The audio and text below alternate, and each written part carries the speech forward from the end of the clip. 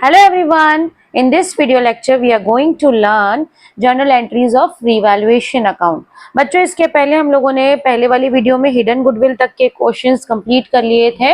यहाँ पर हम लोग रिवैल्यूएशन अकाउंट की जर्नल एंट्रीज करना सीखेंगे और उसके लिए हम लोग 4 क्वेश्चंस करने वाले हैं। क्वेश्चन नंबर 42, 43, 44 एंड 45 4 क्वेश्चंस हम लोग करेंगे।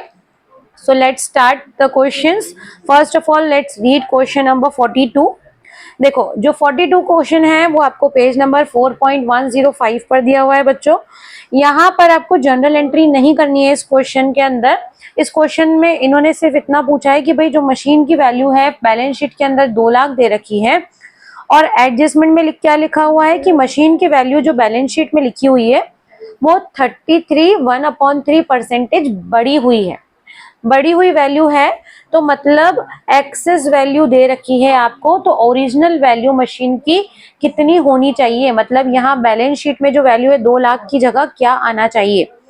ये जो वैल्यू है ये बढ़ी हुई वैल्यू है, तो इसकी जगह पे वैल्यू क्या आना चाहिए बैलेंस शीट के अंदर। तो इसको कैलकुलेट करने के मैं आपको 2 तरीके बताऊंगी, आपको जो अच्छा लगता है आप वो यूज कर सकते हो। सबसे पहले तो एक तरीका जो कि हम मैथमेटिक्स में यूज करते थे, लेट ओरिजिनल वैल्यू मतलब बढ़ी हुई वैल्यू के पहले वाली वैल्यू, ओरिजिनल वैल्यू को हम मान लेते हैं x। ठीक है, अब x मतलब कि 100% है ना। 100% में अगर x में अगर हम x का ही 33 1/3% जोड़ देते हैं, जो वैल्यू है हमारी वो ओरिजिनल वैल्यू में 33 1/3% जुड़ा हुआ है, इसलिए हम ओरिजिनल वैल्यू में 33 1/3% जोड़ देते हैं, तो हमारी वैल्यू बन जाती है 2 लाख रुपए। ठीक है, तो x प्लस x इंटू 33 1/3 को मैं अगर कन्वर्ट करूंगी मिक्स्ड से इम्प्रॉपर फ्रैक्शन में तो हो जाती है आपकी 100/3।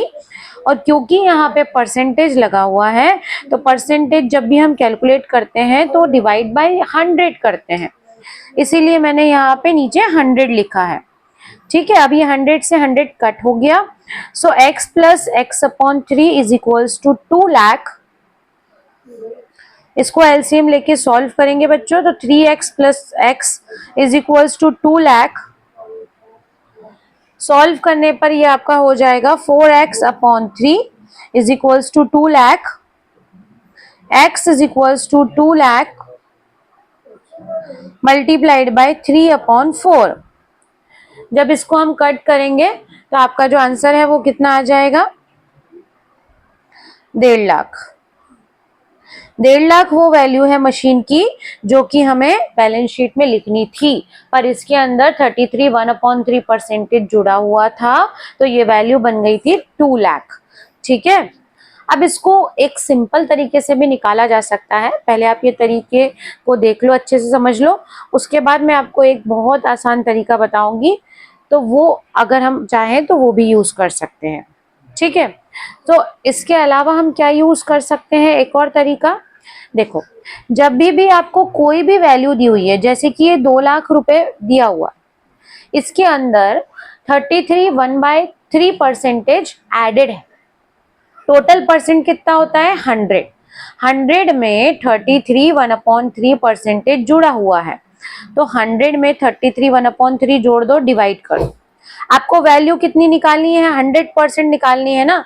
वैल्यू आपकी कितनी है 100%, लेकिन ये जो 2 लाख है इसमें 33 1/3% जुड़ा हुआ है, तो इसको जब भी हमें ऐसी तरह से निकालते हैं तो आपका आंसर डायरेक्टली इस मेथड से भी आ जाएगा। यहाँ पे डिवाइड जो है, जितना परसेंटेज जुड़ा हुआ है उसको 100 में ऐड कर देते हैं, और हमें अगर 100% वैल्यू निकालनी है तो उसको मल्टीप्लाइड बाय 100 कर देते हैं।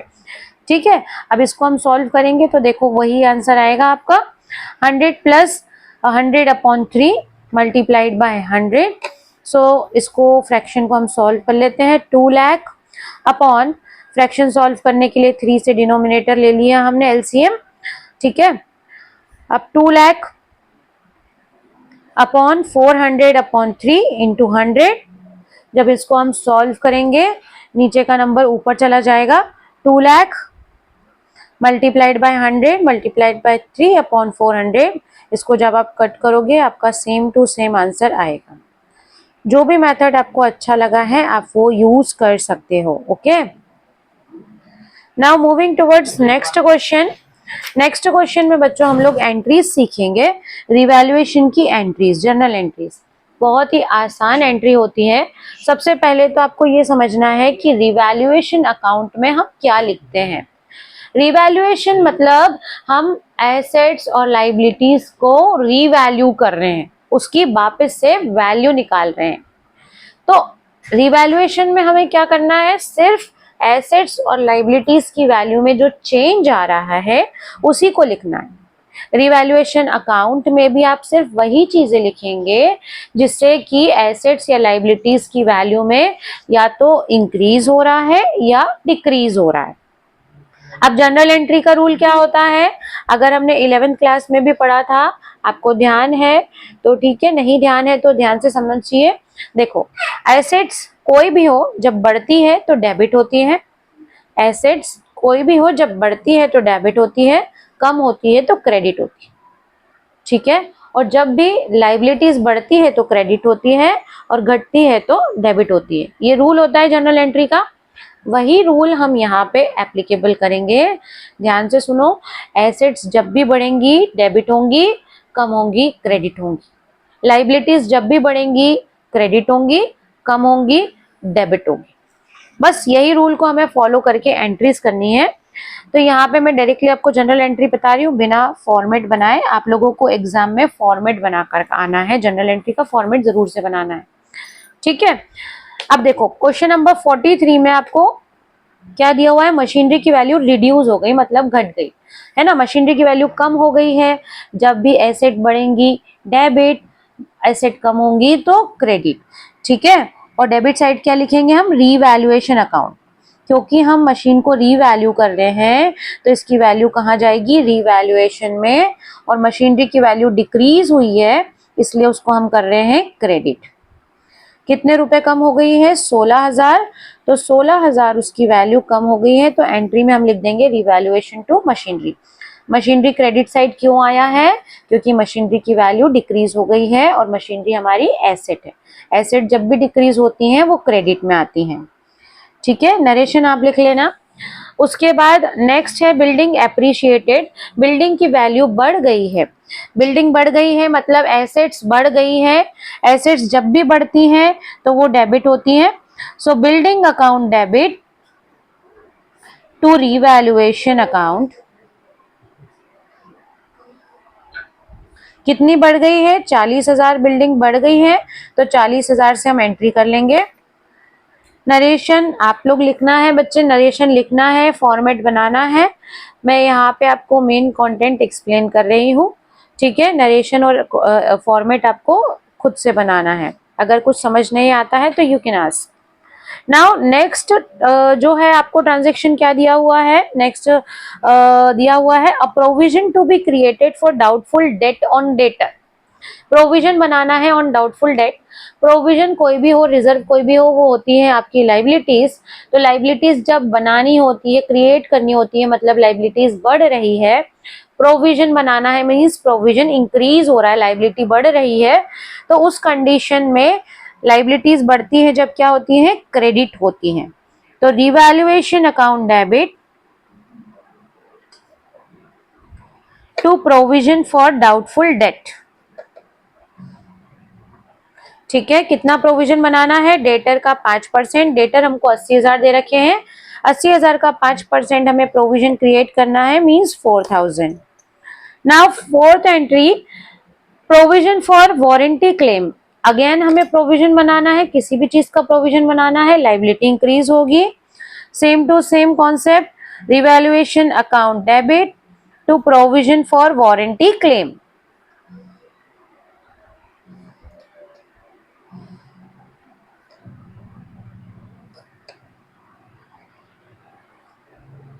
Okay, now next entry furniture. अब ये जो आगे की दोनों एंट्रीज है इसको ध्यान से समझना है।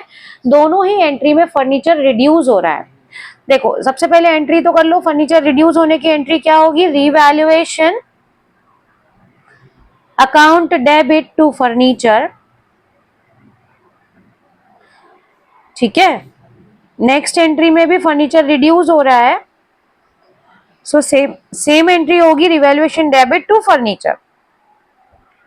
अब ये एंट्री में डिफरेंस क्या है बच्चों, यहाँ पे फर्स्ट वाले जो ट्रांजेक्शन दिया हुआ है उसमें लिखा हुआ है कि जो फर्नीचर रिड्यूस हो रहा है वो कितना हो रहा है 40%। फर्नीचर की वैल्यू 50,000 थी and it is reduced by 40%। By 40% मतलब 40% रिड्यूस हो रहा है, तो 50,000 का 40% होता है 20,000, तो एंट्री हम कर देंगे 20,000। नेक्स्ट उसमें एंट्री में आपको दे रखा है, नेक्स्ट ट्रांजेक्शन में आपको दे रखा है कि 50,000 का फर्नीचर था and it is reduced to 40%। 240% का मतलब क्या है कि मतलब इसकी जो वैल्यू है वो 40% ही रह गई है। इट इज रिड्यूस्ड टू 40%, मतलब वैल्यू जो आपकी रह गई है वो 40% रह चुकी है, 60% घट गई है। तो 40% मतलब 50,000 के फर्नीचर 20,000 के ही रह गए हैं, 30,000 इसकी वैल्यू घट गई है। तो यहाँ पे जो एंट्री होगी वो 30,000 रुपए से होगी। दोनों का डिफरेंस ध्यान से समझना है क्योंकि ये बहुत कंफ्यूजिंग होता है और एग्जाम में बच्चे यही गलत करके आते हैं बच्चों, कि फर्नीचर रिड्यूस्ड बाय 40% मतलब 40% रिड्यूस हुआ है और टू 40% मतलब 40% वैल्यू रह गई है, यानी कि 60% रिड्यूस हुआ है। Okay, so this is the difference in this. Now next question, moving towards next question, question number 44। 44th question जो आपको दे रखा है उसमें 3 ही एंट्री करनी है हमको, फटाफट से हम देखेंगे। अनरिकॉर्डेड इन्वेस्टमेंट दिया हुआ है, अनरिकॉर्डेड लाइबिलिटी दिया हुआ है, एक 1600 रुपए का आइटम जो है सन्ड्री क्रेडिटर में इंक्लूडेड था, मतलब सन्ड्री क्रेडिटर 1600 रुपए के थे जो कि अब हमें क्लेम नहीं करेंगे, मतलब हमें पेमेंट नहीं करना है। So first entry in this case unrecorded investment, जब भी कोई भी चीज अनरिकॉर्डेड है मतलब रिकॉर्ड करनी है, मतलब वो चीज इंक्रीज हो जाएगी। अनरिकॉर्डेड इन्वेस्टमेंट मतलब पहले से इन्वेस्टमेंट लिखे हुए नहीं है, अब हम लिख रहे हैं तो इन्वेस्टमेंट बढ़ गए हैं।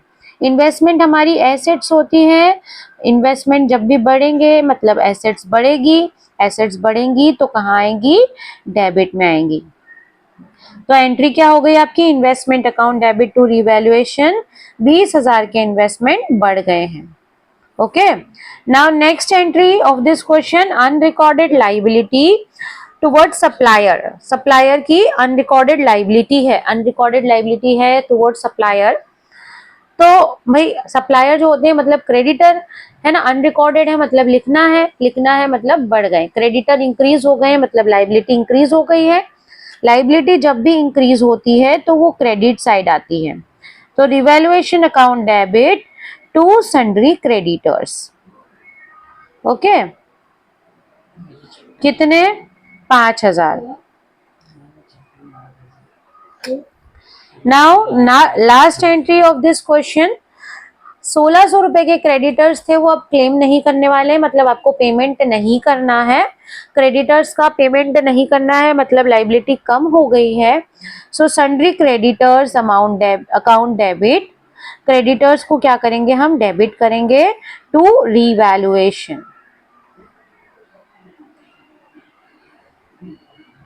1600 रुपए, ठीक है। Now moving towards our last question of this. दो पार्टनर है, इनका रेशियो है 3:2। इन्होंने Z को एडमिट किया फॉर 1/4 शेयर। जब Z आ रहा है तो इन्वेस्टमेंट की बुक वैल्यू है 80,000, जिसमें से आधे इन्वेस्टमेंट X और Y अपने घर ले गए और बचे हुए आधे इन्वेस्टमेंट की वैल्यू जो है वो 50,000 हो जाती है, ठीक है। तो अब इसको कैसे करेंगे, देखो ध्यान से देखो, देखो 80,000 इन्वेस्टमेंट थे, 80,000 में से आधे और आधे अलग अलग कर लो, 40,000 की जो इन्वेस्टमेंट है वो कौन ले गया, X और Y, और बचे हुए 40,000 की जो इन्वेस्टमेंट है ना उसकी वैल्यू हो गई है 50,000 रुपये। अब X और Y ले गए हैं, तो पहली चीज़ ये समझना कि कोई भी एसेट अगर पुराने पार्टनर्स ले जा रहे हैं तो उनसे हम पैसे लेंगे, मतलब उनका कैपिटल अकाउंट कम कर देंगे, फ्री में तो वो भी नहीं ले जाएंगे, है ना। तो इसीलिए जो भी एसेट अगर वो घर ले जा रहे हैं, लेके जा रहे हैं, फर्नीचर हो चाहे कुछ भी हो, इन्वेस्टमेंट हो, अगर वो घर लेके जा रहे हैं इट मीन्स उनका कैपिटल अकाउंट में से हम पैसे कम कर देंगे। ओके, किस रेशो में लेके जा रहे हैं, ये इनके प्रॉफिट शेयरिंग रेशो में। मतलब कि जो 40,000 है उसको 3/2 में बांटेंगे, मतलब 24,000 एक्स लेके जा रहा है और 16,000 के इन्वेस्टमेंट वाई ले जा रहा है। ठीक है, अब इसकी एंट्री कैसे होगी, ये लोग अपने घर ले जा रहे हैं, उसकी एंट्री होगी एक्स कैपिटल अकाउंट डेबिट। ठीक है, एक्स का कैपिटल अकाउंट डेबिट कर देंगे, मतलब कि इनका कैपिटल जो है वो रिड्यूस कर देंगे, कैपिटल में से पैसा ले लेंगे। क्यों, क्योंकि ये इन्वेस्टमेंट लेके गए हैं तो इन्वेस्टमेंट का अमाउंट इन्हें फर्म को देना पड़ेगा ना, इसलिए इनकी कैपिटल रिड्यूस कर देंगे। और गया क्या है फर्म से, इन्वेस्टमेंट, तो इन्वेस्टमेंट को हम क्रेडिट कर देंगे। इन्वेस्टमेंट की वैल्यू रिड्यूस हो गई ना, फर्म में से एक्स और वाई लेके चले गए। कितने के इन्वेस्टमेंट ले गए, 40,000 के, 24,000 का एक्स ले गया है और 16,000 वाई। नाउ नेक्स्ट एंट्री में जो 40,000 के बचे हुए इन्वेस्टमेंट थे उसकी वैल्यू हो गई है 50,000, मतलब रीवैल्यूएशन में उसकी वैल्यू इंक्रीज हो गई है। इन्वेस्टमेंट जब भी बढ़ेंगे मतलब एसेट बढ़ेगी तो किधर आएगी, debit side, investment account debit to revaluation. कितने बढ़ गए हैं, 10,000 उसकी वैल्यू बढ़ गई है। ठीक है, तो यहाँ पे बच्चों हमारे 4 क्वेश्चन ओवर हो गए हैं। जनरल एंट्री का बहुत सिंपल रूल है, जब भी एसेट बढ़ेगी तो डेबिट साइड बढ़ेगी, इंक्रीज होगी, डेबिट साइड उसकी एंट्री क्या होगी, डेबिट में। मशीनरी बढ़ गई तो मशीनरी अकाउंट डेबिट, फर्नीचर बढ़ गया तो फर्नीचर अकाउंट डेबिट। ठीक है, उसी तरह सारी एसेट्स, कोई भी एसेट बढ़ेगी तो उसको डेबिट करेंगे, एसेट कम होती है तो क्रेडिट करेंगे, लाइबिलिटीज़ इंक्रीज होती है तो क्रेडिट करते हैं, लाइबिलिटीज़ डिक्रीज होती है तो डेबिट करते हैं। बस ये रूल अगर आप ध्यान रखोगे तो रिवैल्यूएशन की एंट्रीज बहुत ही आराम से बन जाएंगी। ये चारों क्वेश्चन आई होप कि आपको समझ में आए होंगे। अगर कोई डाउट है तो you can ask in comment section. इसके आगे के क्वेश्चंस हम लोग नेक्स्ट वीडियो लेक्चर में करेंगे। और अगर वीडियो अच्छा लग रहा है तो please like share subscribe. Thank you, bye bye.